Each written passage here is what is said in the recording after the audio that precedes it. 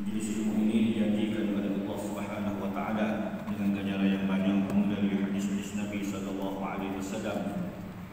Mudah-mudahan dengan kesemuanya kita tunjukkan ini ia menjadi bukti yang besar kita layak mendapat ganjaran yang telah ditawarkan oleh Allah seperti mana yang telah dikurniakan oleh Allah kepada hamba-hamba yang terpilih sebelum ini, insya-Allah. Insya-Allah pada pagi ini kita sambung balik kita hadis. Masuk pada hadis yang seterusnya. Ada Aisyah radhiyallahu anha qalat, ra'aitu an-nabiy sallallahu alaihi wasallam wa huwa bil maut wa indahu qadahun fihi ma'un wa huwa yudkhilu yadahu fil qadah thumma yamsahu wajhahu thumma yaqulu Allahumma a'inni ala munkaratil maut aw sakaratil maut. Wa anha aidan قالت ما أغبط أحدا بحون موت بعد الذي رأيت من شدة موت رسول الله صلى الله عليه وسلم. Hadis yang bermaksud daripada Aisyah radhiyallahu anha katanya, aku melihat Nabi sallallahu alaihi wasallam semasa baginda hampir wafat dan di sisinya ada sebuah bejana yang berisi air. Dan baginda memasukkan tangannya ke dalam bejana itu lalu menyapu mukanya. Sesudah itu baginda berdoa, ya Tuhanku, berilah aku pertolongan terhadap penderitaan maut ataupun sakaratul maut yang sedang aku hadapi ini. Dan daripada Aisyah juga katanya, aku tidak memandang elok atau merasa iri hati kepada sesiapa pun dengan sebab mudah dan ringannya sakaratul maut yang dialaminya sesudah aku melihat kesukaran Rasulullah sallallahu alaihi wasallam menghadapi sakaratul maut. Hadis riwayat Tirmizi dan Ibnu Majah. Perenggan di bawah itu juga diriwayatkan oleh Imam An-Nasa'i. Hadis yang kita baca ini nak menceritakan salah satu peristiwa yang berlaku di saat ketika mana Rasulullah sallallahu alaihi wasallam menghadapi sakaratul maut. Dan hadis ini diambil daripada Aisyah radhiyallahu anha. Aisyah radhiyallahu anha seperti mana yang kita tahulah merupakan ummul mukminin, ibu kepada orang mukmin, kerana dia merupakan salah seorang isteri Nabi sallallahu alaihi wasallam.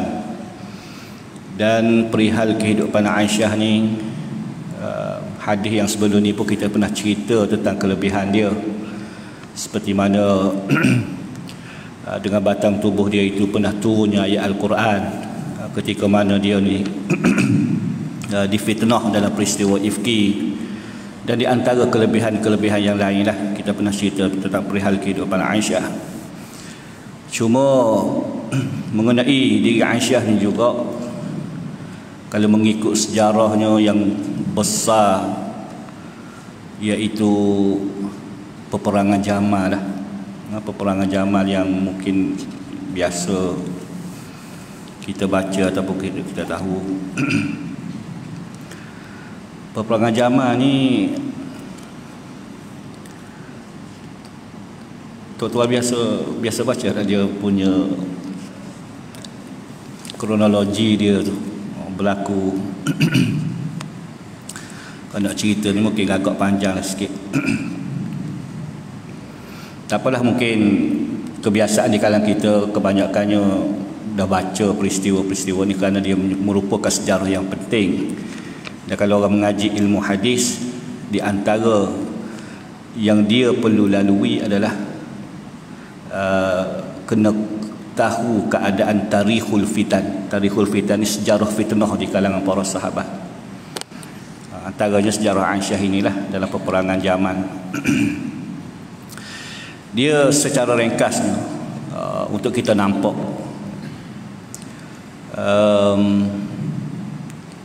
bila berlaku pembunuhan terhadap Sayyidina Osman, ambil situlah, dan hari-hari berlaku pembunuhan terhadap Sayyidina Osman, waktu kejadian Kepung munculnya geger pemberontak, kita pernah cerita dulu ketika mana menghuraikan perihal kehidupan Abu Hurairah. Jadi untuk kisah ni kita ambil bermula dengan bila Sayyidina Osman mati dibunuh.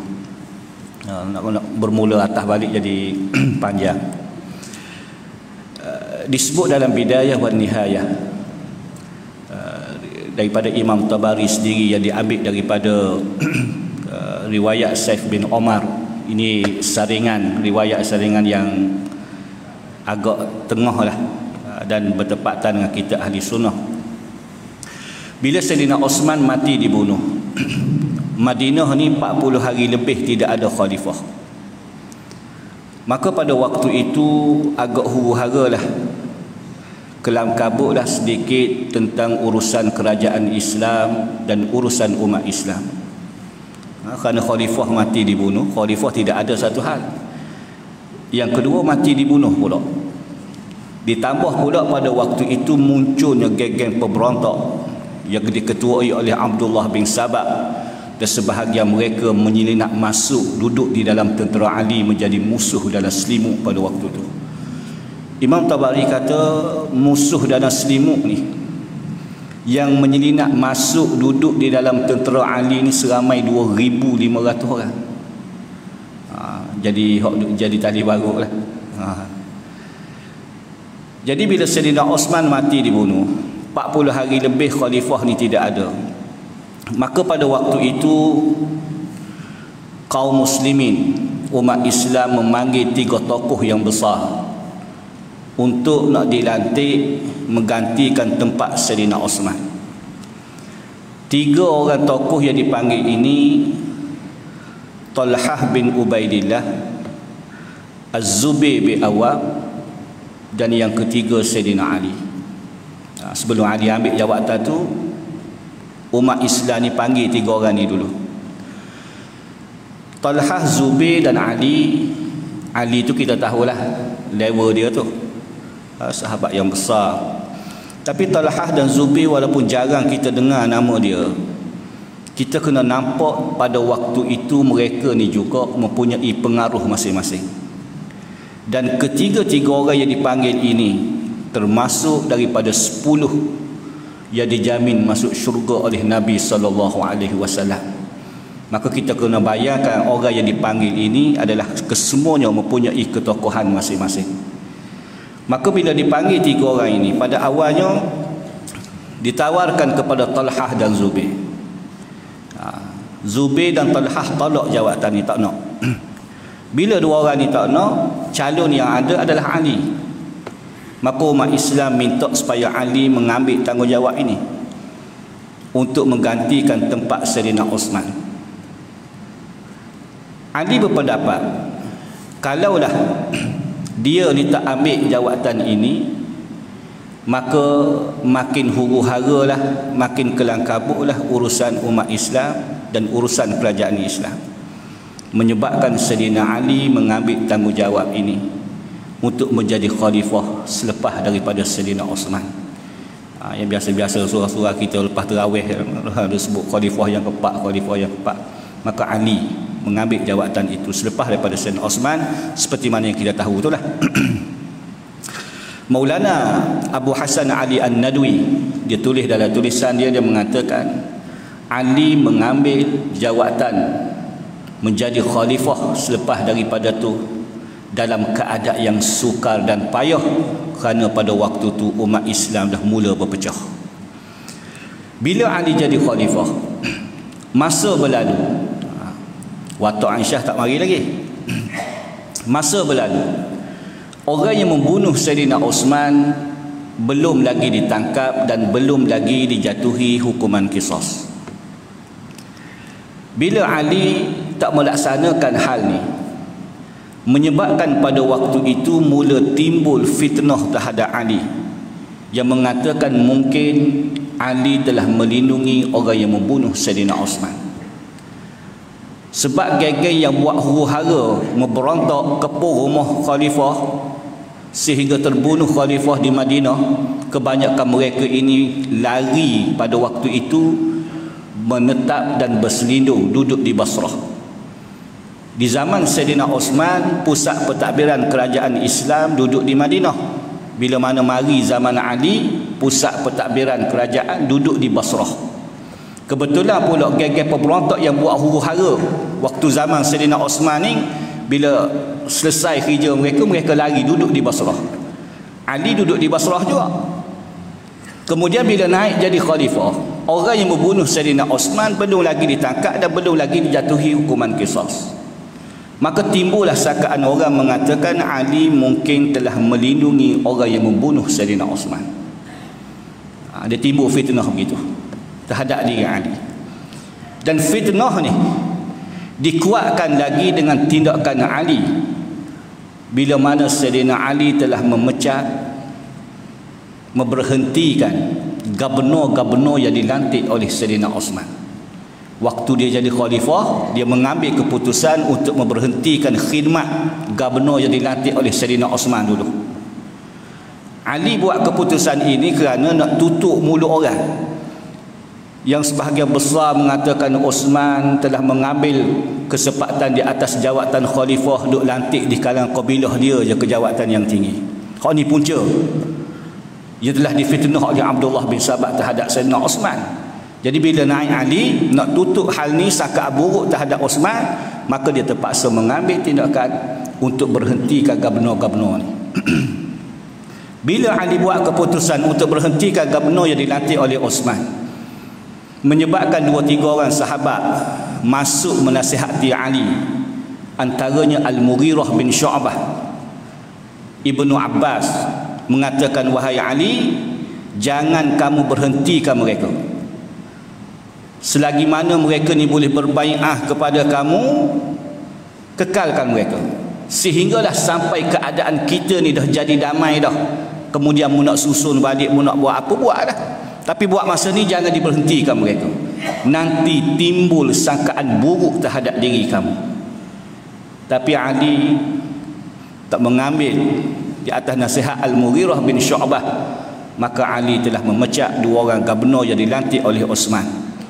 Orang yang dipecat, diberhentikan itu adalah Muawiyah bin Abi Sufyan dan Abdullah bin Amir, gubernur Mesir, Ibnu Amir pada waktu itu. Bila pecat 2 orang ni, maka makin kuatlah sangkaan orang mengatakan yang mungkin Ali ni juga terlibat kot. Ada timbul fitnah begitu. Bila bercakap pergi mari tersebar cakap-cakap ini menyebabkan pada waktu itu Talhah bin Ubaidillah, Az-Zubair bin Awam masuk berjumpa dengan Ali, bagi tahu kepada Ali, yubayyuka ala an tuqima hududallah. Wahai Ali, kami akan berbai'ah kepada kamu, akan janji taat setia kepada kamu dengan satu syarat, kata Talhah dan Zubair. Syarat dia ialah kamu kena tunaikan hudud Allah Ta'ala. Kamu tahu kan hak Allah Ta'ala ni apa dia? Hak Allah Ta'ala ni sekarang ialah bunuh balik kepada orang yang membunuh Osman bin Affan. Bila Talhah dan Zubair masuk tuntut dalam hal ni, sehingga Ali mengatakan, tidaklah aku ini jahil lebih daripada kamu sehingga tak nampak hukum Tuhan tu. Ali kata, aku pun nampak, tapi nak tangkap, nak jatuhi hukuman kepada orang yang bunuh Osman, nak tangkap macam mana? Kerana waktu hari kejadian pembunuhan tersebut, semua di kalangan kita para sahabat tak ada seorang pun yang menyaksikan pembunuhan itu. Aku bukanlah melindungi orang yang bunuh Osman, tidak. Tapi oleh kerana tak ada seorang yang menyaksikan dalam hal itu, menyebabkan aku mengambil keputusan untuk tangguh, kata Ali. Dan tangguh ni lebih baik. Kerana lebih baik itu sebab tak tahu siapa yang membunuh sebenarnya. Kan buat salah tangkap, salah jatuhi hukuman pada orang lain pula kan, akan bertempur pula orang di bawah. Ada hak tak puas hati, ada, maka nak mengelak mudarat yang lebih besar dalam hal ni, kata Ali, maka aku buat keputusan untuk tangguh menjatuhi hukuman kepada orang yang bunuh Osman. Bila Ali buat keputusan untuk tangguh, menyebabkan pada waktu itu umat Islam berpecah. Sebahagian orang ikut pendapat Sayyidina Ali, sebahagian umat Islam pada waktu itu mengikut pendapat Talhah dan Zubair supaya mesti tangkap kerana inilah satu-satu jalan untuk mendamaikan di kalangan kita pada waktu ini. Selagi tak jatuhi hukuman kepada pembunuh khalifah, selagi itulah umat Islam tak berpuas hati pada waktu itu. Kerana khalifah yang memerintah empire, bukan memerintah Madinah saja, Osman empire Islam, tiba-tiba mati dibunuh, naik khalifah, selepas pada itu tak buat apa-apa, menyebabkan umat Islam tak puas hati. Maka ramailah yang menyokong pendapat Talhah dan Zubair dalam hal ni, supaya mesti tangkap dan jatuhi hukuman kepada mereka. Berpecah umat Islam pada waktu itu. Bila berpecah, maka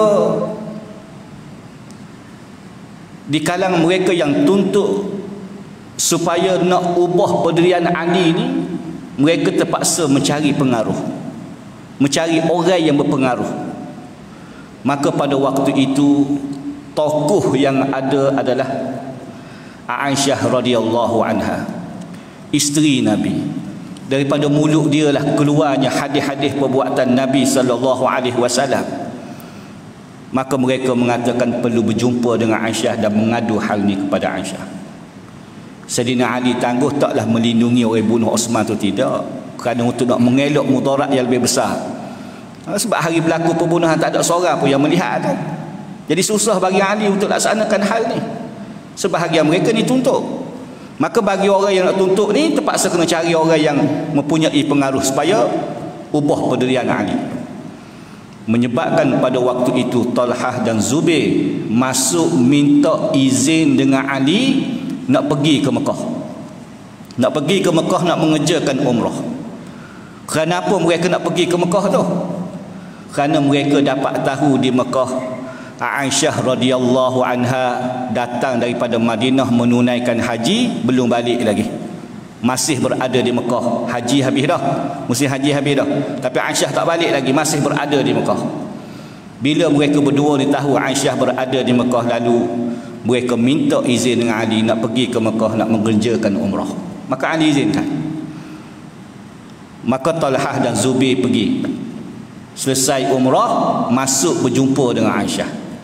Aisyah pada waktu itu umat Islam yang berada di Mekah tahu isteri Nabi Ummul Mukminin, orang dok kumu Aisyah ni. Jadi mereka masuk berjumpa dengan Aisyah dan mengadu hal ni kepada Aisyah. Bila mengadu hal ni kepada Aisyah, lalu Aisyah mengatakan kaum yang jahat telah mencemari bumi Nabi sallallahu alaihi wasallam sehingga terbunuhnya imam kaum muslimin yang tak berdosa. Maka pada waktu itu Aisyah baca ayat Al-Quran. Aisyah kata Allah Ta'ala berfirman, la khaira fi katsirin min najwahum illa man amara bi sadaqatin aw ma'rufin aw islahin bainan nas. Kata Aisyah, Allah Ta'ala berfirman, tidak ada kebaikan dalam kebanyakan bisikan-bisikan mereka, melainkan bisikan itu menyuruh dalam perkara sedekah, menyuruh dalam perkara amal ma'ruf, menyuruh dalam perkara islahin bainan nas, iaitu mendamaikan di kalangan manusia. Nak damaikan di kalangan kita pada waktu ini, kata Aisyah, mesti tangkap dan jatuhi hukuman kepada orang yang membunuh Osman. Selagi tak buat benda ni, selagi itulah umat Islam, orang di bawah ni tak berpuas hati dalam hal ni.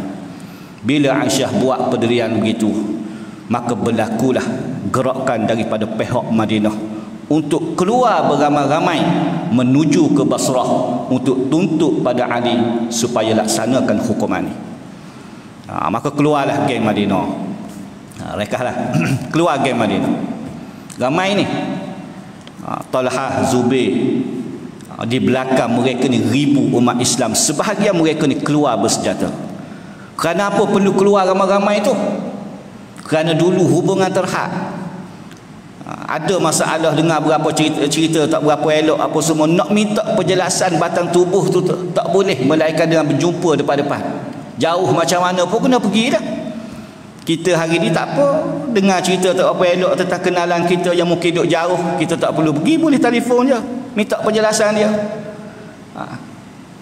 Dan Ali bila timbul fitnah terhadap diri dia, nak buat siar langsung, TV pun tak ada, nak jawab balik. Jadi hubungan terhad, nak tak nak mesti kena jumpa depan-depan. Maka berlakulah gerakan geng Madinah diketuai oleh Aisyah, Talhah dan Zubair. Di belakang mereka ribu umat Islam, sebahagian mereka ni bersenjata kerana keluar untuk pergi perjalanan yang jauh. Isteri-isteri lain mengambil langkah berkecuali dalam hal ni. Hafsah binti Umar pada asalnya nak keluar juga, telah dinasihati oleh adik dia Ibnu Umar supaya kakak jangan terlibat dengan fitnah ni, jangan terlibat, duduk kat rumah. Menyebabkan Hafsah tak keluar, yang keluar isteri Nabi adalah Aisyah saja. Bila mana mereka keluar dalam perjalanan nak menuju ke Basrah, sampai di satu tempat ni tempat kawasan mata air Bani Amir yang dinamakan Hawab. Bila sampai di Hawab, tiba-tiba Aisyah ni terdengar anjing ni saluk dia. Bila Aisyah ni dengar anjing ni saluk dia, dia teringat Nabi ni pernah pesan pada isteri-isteri dia. Hadis ni diriwayatkan oleh Imam Ahmad, walaupun sebahagian di kalangan ulama ada mempertikaikan tentang kesahihan hadis ni, tapi hadis ni disahihkan oleh Ibnu Hajar Al-Asqalani. Jadi bila sampai di Hawab tu, Aisyah dengar anjing ni saluk dia, dia teringat Nabi ada pesan dulu pada isteri-isteri dia. Nabi kata, ayyatukum tambahu 'alaiha kilabul Hawab. Nabi kata ada di kalangan isteri, di kalangan kamu ni, mana kamu ni bukan umat lah, isteri-isteri Nabi, ada di kalangan kamu ni yang suatu hari nanti akan disaluk oleh anjing, seekor anjing di Hawab. Jadi bila Aisyah dengar, Aisyah kata pesanan Nabi ni kena ke atas diri dia, sebab isteri lain tak keluar. Bila Aisyah dengar anjing saluk dia, ingat pesanan Nabi, Aisyah kata, aku terpaksa patah balik, tak boleh nak keluar dalam hal ni. Kerana ingat pesanan Nabi, aku tak boleh keluar, kata Aisyah, kena patah balik. Bila Aisyah buat keputusan untuk patah balik, Talhah dan Zubair mengatakan, wahai ibu, kalaulah ibu ni batalkan hasrat ini, tak terbelalah darah Uthman bin Affan. Moga-moga Allah Ta'ala jadikan batang tubuh ibu, peranan ibu inilah boleh mendamaikan di kalangan kita semua ni, seperti mana di zaman awal dulu-dulu tu. Mengharapkan Allah Ta'ala jadikan batang tubuh ibu, menyebabkan kita di kalangan umat Islam boleh jadi damai balik. Kalau batalkan hasrat ni, rosaklah rancangan kita, tak terbelalah darah Uthman bin Affan. Menyebabkan Aisyah berfikir balik dan tukar balik keputusan dia, teruskan perjalanan sehingga sampai ke Basrah. Bila sampai ke Basrah, diketahui oleh pihak Sayyidina Ali bahawasanya rombongan yang besar daripada pihak Madinah ni datang. Sebahagian mereka bersenjata. Ali kata kepada sahabat yang berdekatan dengan dia, kena hantar wakil pergi bertanya kepada pihak Ummul Mukminin, apa hasrat mereka ni datang ni ramai-ramai. Bila Ali nak hantar wakil, nak hantar pasukan untuk pergi bertanya, Abdullah bin Salam, Al-Hasan bin Ali, Abu Musa Asy'ari masuk menasihati Ali, mengatakan, wahai Ali, jangan menghantar wakil untuk pergi bertemu dengan pihak Madinah, jangan. Kerana mereka datang dengan begitu ramai, sebahagian mereka bersenjata. Takut-takut menghantar wakil untuk pergi bertanya kepada mereka, tak sempat berbincang di kalangan kita, bertempur dulu orang di bawah, jangan-jangan. Abdullah bin Salam bagi nasihat yang sama. Al-Hasan bin Ali, anak Sayyidina Ali sendiri, nasihat ayah dia benda yang sama. Abu Musa Asy'ari kata, jangan keluarkan pasukan wahai Ali, dibimbangi takut tak sempat berbicara, bertempur di kalangan kita, jangan. Ali kata tak boleh, kerana dia ni khalifah, dia datang tu bukan cara-cara orang Ummul Mukminin. Takkanlah aku tak nak buat layang begitu, mesti hantar wakil tanya apa hasrat mereka datang. Sehingga Abu Musa Asy'ari kata, kalaulah tak sempat nak berbincang apa semua, bertempur dulu, mereka serang kita, nak buat macam mana? Ali kata, kalau serang, pertahankan dirimu, jangan lawan. Tu isteri Nabi tu, bukan orang biasa. Lalu Abu Musa Asy'ari sehingga baca hadis kepada Ali, tegah dalam hal ni, jangan keluarkan pasukan wahai Ali. Abu Musa Asy'ari katakan, aku pernah mendengar Nabi bersabda, satakunu fitan, akan tiba suatu hari di zaman fitnah, di mana bila berlaku fitnah ini, orang yang duduk lebih baik daripada orang yang berdiri, orang yang berdiri lebih baik daripada orang yang berjalan, orang yang berjalan lebih baik daripada orang yang berlari. Maksud hadis ni, bila berkelahi di kalangan kita, baik duduk diam, jangan terlibat dalam hal ni. Ali kata tak boleh, kena hantar juga. Menyebabkan Ali hantar 2 orang wakil untuk pergi bertemu dengan pihak Madinah, bertanya apa hasrat mereka ni datang. Lalu Ali menghantar 2 orang sahabat yang Aisyah sendiri kenal kerana sahabat Nabi. Ali hantar Imran bin Husain dan Osman bin Hunayf. Ni 2 orang sahabat Aisyah kenal. Ali hantar, lalu mereka pergi sebagai wakil kepada Ali, sehingga Imran bin Husain dan Osman bin Hunayf bertanya, apalah hajat ibu ni datang dengan begitu jauh, yang sepatutnya tempat ibu tu duduk di Madinah, sehingga mari jauh sampai ke sini. Apa hasrat dan apa kehendak ibu sebenarnya? Bila mereka ni bertanya pada Aisyah begitu, Aisyah mengatakan, setiap pergerakan aku ini akan diketahui oleh anak-anak aku, kata Aisyah. Maksud Aisyah ni, mu tak perlu nak urusilah jauh mana aku berjalan sekalipun, setiap pergerakan aku akan diketahui oleh anak-anak aku. Mana anak-anak aku di sini orang mukmin dah. Berjalan jauh mana pun orang Islam di Madinah tahu aku pergi mana. Tak perlu urusi dalam hal ni. Lalu Aisyah baca ayat tadi. Aisyah kata, la khaira fi katsirin min najwahum illa man amara bi sadaqatin aw ma'rufin aw islahin bainan nas. Tidak ada kebaikan dalam kebanyakan bisikan-bisikan mereka, melainkan bisikan itu menyuruh dalam perkara sedekah, amal ma'ruf, dan menyuruh dalam perkara mendamaikan di kalangan manusia. Nak damaikan di kalangan kita pada waktu ini, mesti tangkap dan jatuhi hukuman kepada mereka yang membunuh Osman dan telah mencemari bumi Nabi SAW. Bila Aisyah menyatakan hasrat dia begitu, menyebabkan 2 wakil Ali di balik bercerita kepada Ali. Lalu Ali kata, boleh nak tangkap, tak ada masalah, kerana aku tak melindungi mereka. Tapi boleh tak tanya kepada pihak mereka macam mana nak tangkap dan jatuhi hukuman kepada mereka ni? Macam mana? Kalau mereka ada cadangan, bagi tahu biar aku laksanakan, kata Ali. Lalu Ali hantar wakil yang lain untuk pergi bertanya. Orang yang Ali hantar adalah Al-Qa'qa' bin Amr. Al-Qa'qa' bin Amr pergi. Ali bertanya, wahai ibu, kalau ibu ada cara untuk tangkap mereka, nak tangkap macam mana? Bagi cadangan supaya kita boleh bagi tahu Ali dan dia laksanakan hukuman tu. Aisyah kata, bersungguhlah dalam hal ni, jangan duk senyap begitu, biar ada usaha ke arah tu. Lalu Al-Qa'qa' bin Amr kata, baiklah, sekarang ini pihak Madinah berada di Basrah. Di Basrah ni, kesemua di kalangan kita ni tahu bahawasanya ada seorang ketua kabilah yang dia ni betul-betul disyaki terlibat pada hari pembunuhan terhadap Sayyidina Osman. Orang ni ialah Khurqub bin Zuhair. Boleh tak ibu bawa ke semua di kalangan mereka di Madinah ni, geng Madinah ni, pergi tangkap, kerana dia berada di Basrah ni, Khurqub bin Zuhair, pergi tangkap Khurqub bin Zuhair. Bawa mereka ni pergi tangkap. Aisyah kata, kalau nak tangkap Khurqub bin Zuhair ini tak boleh, kerana dia ketua kabilah dia ni besar. Bila tangkap ketua dia, dibimbangi takut bertempur di kalangan orang bawah. Tak boleh, takut jadi marah orang bawah sehingga berperang pula, tak boleh. Bila Aisyah kata tak boleh kerana dia dilindungi oleh kabilah dia, maka Al-Qa'qa' bin Amr kata, begitulah kepada Ali, wahai ibu, bukan senang Ali nak melaksanakan hukuman ni, bukan senang. Yang dibimbangi oleh Ali, bimbang takut yang ni lah. Maka nak mengelak mudarat yang lebih besar, Ali buat keputusan untuk tangguh dalam menjatuhi hukuman ni. Bukan Ali melindungi mereka, tidak. Bila diterang dan dibagi tahu cerita yang sebenar, keadaan Ali begitu payah dalam laksanakan hal ni apa semua, menyebabkan pihak Madinah barulah faham keadaan Ali tu. Rupa hak duk bercakap apa semua sampai mulut orang mulut ni, cerita tak betul belaka.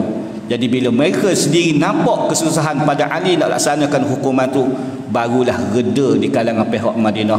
Maka Aisyah pada waktu bila faham keadaan itu, dia pun berucaplah kepada pihak Madinah yang bahawasanya kita telah berbincang dengan pihak Ali bahawa dia nak laksanakan hukuman ini bukanlah begitu senang bagi diri dia, susah. Aisyah reda di kalangan pihak Madinah, bagi tahu Maka dalam hal ni baik kita kesemua di kalangan kita ni sokonglah Ali, duduklah di bawah dia, biar dia laksanakan kerja dia sebagai seorang khalifah. Maka kita telah faham dan reda di kalangan kita. Maka bila Aisyah berucap kepada pihak Madinah, maka menyebabkan keadaan kekhilafan itu jadi reda, tak berbalah, telah jadi damai di kalangan para sahabat Nabi SAW. Maka Ali pun berucap pada pihak dia, kami telah berbincang dengan Ummul Mukminin dalam hal ni, dan mereka faham dah keadaan kita apa semua, mereka berpuas hati dengan penjelasan kita, maka di kalangan kita sudah tidak apa-apa lagi, kata Ali. Lalu bila dah damai selesai, tak berbalah dah, tak berkhilaf dah, pihak Madinah puas hati dah, lalu Aisyah buat keputusan untuk balik ke Madinah. Bila pada malam tu nak balik ke Madinah, nak keluar daripada Basrah oleh kerana perjalanan yang begitu jauh, maka Aisyah buat keputusan kita rehat dan bermalam di sini. Jadi pihak Madinah nak keluar daripada Basrah, nak balik menuju ke Madinah, sampai satu tempat bermalam di situ. Maka geng-geng musuh yang ada ni, sebahagian besar mereka duk menyelinap masuk dalam tentera Ali. Sebab dulu nak tahu seorang-seorang ni bukan senang. Kita zaman hari ni tak apalah, batalion ni, batalion komando ni, squad ni, squad tu, di kalangan bos-bos, ketua-ketua, general-general tu kena anak buah dia. Dulu dapat seruan berjihad, keluar habis pelusuk kampung mana tak tahu, yang penting duduk di belakang ketua dia tu, kira geng-geng kita lah, walaupun muka tak pernah tengok. Jadi musuh yang ada ni, dia duduk tengok daripada jauh, tak berperang di kalangan mereka. Maka Abdullah bin Sabah kata, kita bunuh Osman, buat rancangan sehingga timbul huru-hara terbunuhnya khalifah. Hasrat kita ialah nak suruh di kalangan para sahabat ni mereka berperang sesama mereka. Tapi bibit perpecahan, bibit perbalahan tu berlaku dah, nampak dah. Tapi tengok-tengok jadi reda balik, tak berperang pula di kalangan mereka. Maka Abdullah bin Sabah mengatakan, kita kena buat sesuatu. Kena buat sesuatu supaya berperang juga. Dicadangkan oleh tentera dia, kalau nak suruh mereka berperang juga pada malam ni, bunuh khalifah seterusnya. Kalau kita bunuh Ali pada waktu ni, maka sakaan daripada pihak mereka, tak ada pihak lain dah hak bunuh melainkan pihak Madinah, kerana mereka datang beramai-ramai. Waktu ni eloklah kalau nak bunuh khalifah seterusnya. Abdullah bin Sabah kata tak boleh, sebab sebahagian besar di kalangan kita ni duk nak masuk di bawah tentera Ali, tiba-tiba nak bunuh ketua dia. Nanti terzahirlah semua di kalangan kita ni, dan bila mana mereka tahu kita semua ni, mereka akan bunuh kita balik kerana mereka lebih ramai. Maka rancangan tu tak boleh nak buat, tak boleh nak bunuh khalifah seterusnya, habis kita. Maka ahli sejarah mengatakan pada malam itulah Abdullah bin Sabah, sebahagian di kalangan tentera dia, orang-orang dia ni diarah supaya buat serangan hendak. Serangan hendak ni, buat serangan itu kepada kem Aisyah yang bermalam di situ. Dan sebahagian di kalangan mereka ni juga buat serangan kepada kem Sayyidina Ali. Dan serangan itu dibuat secara serentak. Bila dibuat secara serentak, pihak Madinah yang duduk berehat dan bermalam di situ tiba-tiba dapat serangan daripada orang. Maka mereka mengatakan serangan ini mungkin datang daripada pihak Ali dah, tak ada orang lain dah. Kita tengah duduk rehat, tengah duduk bermalam apa semua, mereka mari buat serangan dah, tak ada orang lain dah, datang daripada pihak Ali dah. Mereka sangka begitu. Dan kem Sayyidina Ali juga dapat serangan tersebut. Maka mereka menyangka serangan ini mungkin datang daripada pihak Madinah lah. Yang mungkin mereka berpura-pura puas hati dengan penjelasan kita, maka nak buat balik ke Madinah, sampai satu tempat mereka patah balik menyerang kita. Maka bila timbul sangkaan begitu di antara kedua-dua pihak, maka berlakulah sejarah yang menyedihkan umat Islam, iaitu peperangan Jamal berlaku di antara kem Aisyah dan kem Sayyidina Ali. Bertempur sesama sendiri umat Islam, dan dalam peperangan Jamal ni ribu umat Islam ni mati. Ali tak dapat nak kawal orang di bawah, kemarahan orang di bawah.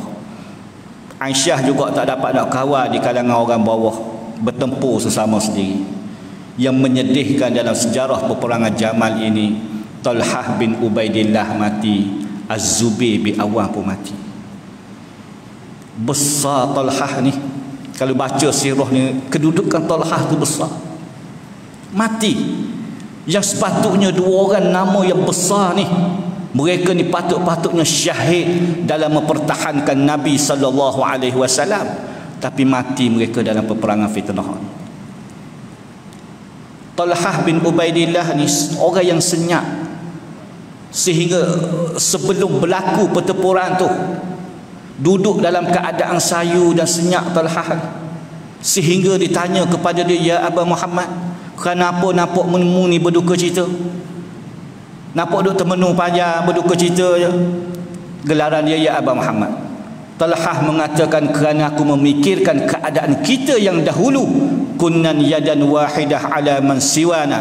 Kata Talhah, kita yang dahulu ni bagaikan satu tangan yang sama menentang musuh-musuh kita. Tapi pada hari ini, kata Talhah, kita bagaikan dua bukit yang besar akan bertempur di antara satu sama lain. Maka tidak ada pilihan bagi diriku, kata Talhah, sehingga ditumpahnya darahku ini demi membela darah Uthman bin Affan. Bila berlaku pertempuran itu, Talhah ni mati. Ali naik kuda. Dalam Bidayah wa Nihayah menyebut Ali duk pantau peperangan yang berlaku, di orang-orang di bawah apa semua ni tak boleh nak kawal. Ali naik kuda, tengah-tengah duk pantau tentera dia apa semua ni, tak boleh nak kontrol. Aisyah pun tak boleh nak kontrol dah. Tiba-tiba Ali duk naik kuda ni, tengok-tengok mayat Talhah ni tersembam di atas pasir. Tengok mayat Talhah, Ali tak boleh nak kontrol lahan ni. Tengok mayat Talhah, Ali break kuda dia tu, turun, Ali angkat mayat Talhah, sapuh pasir di muka dia, menangis Ali tengok Talhah ni mati.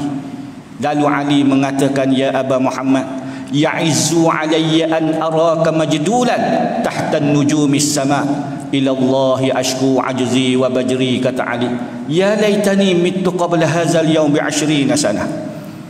Ali kata, wahai Aba Muhammad, betapa beratnya perasaan aku ini melihat engkau telah dibunuh di bawah bintang-bintang langit. Kata Ali, ila Allah ashku ajzi wa bajri, kepada Allah lah aku mengadu, wahai Talhah, betapa lemahnya diriku ini. Ya laitani mittu qabla hadzal yawm bi 20 sana. Alangkah indahnya kalaulah aku ni mati 20 tahun yang lalu, supaya aku tak terlibat dengan fitnah ni. Kata Ali, kalaulah aku syahid di zaman Nabi dulu berperang apa semua tu, lebihlah baik bagi diriku supaya aku tak terlibat dalam hal ni dan fitnah ni. Kata Ali. Tengah-tengah duk menangis sedih dengan kematian Talhah, duk pangku mayat Talhah ni, duk menangis Ali.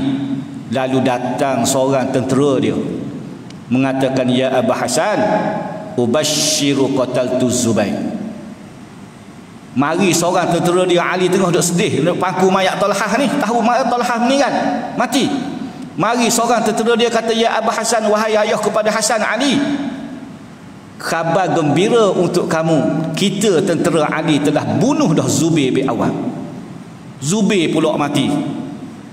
Lalu Ali bangun, marah pada tentera dia, mukhabar gembira kepada aku dengan membunuh Zubair. Ubashiruka bin nar, kata Ali, aku khabar gembira kepada kamu dengan neraka Allah Ta'ala. Dengan neraka Allah Ta'ala. Ali marah pada tentera dia, sehingga tentera dia kata, kenapa wahai Ali, kenapa ke neraka pula? Kami berperang ni menentang mereka kerana mempertahankan kamu, wahai Ali. Tiba-tiba kami ke neraka pula. Ali kata, kerana aku pernah mendengar Nabi SAW bersabda. Nabi kata, basyiru qatala ibnu Safiyah bin nar. Nabi tahu dah Zubair ni mati dibunuh. Nabi sebut, Nabi kata, khabarkan kepada orang yang membunuh ibnu Safiyah, anak kepada Safiyah, iaitu Zubair, dengan neraka Allah Ta'ala. Nabi suruh mana-mana orang yang tengok tahu siapa yang membunuh Zubair, bagi tahu kepada orang yang pembunuh itu tempat duduk dia dalam neraka Allah Ta'ala. Ali kata, ubasyiruka binar, mukhabar gembira kepada aku dengan membunuh Zubair, aku khabar gembira kepada kamu dengan neraka Allah Ta'ala. Ali minta berlepas dalam hal ni. Sehingga datang seorang tentera dia, seorang lagi, bawa pedang Zubair sebagai bukti yang Zubair telah mati dibunuh. Dan Ali kenal pedang Zubair. Tentera dia kata, wahai Ali, ya Aba Hasan, Ni pedang Zubair sebagai bukti yang Zubair telah tertewas dan telah dibunuh dah oleh pasukan kita.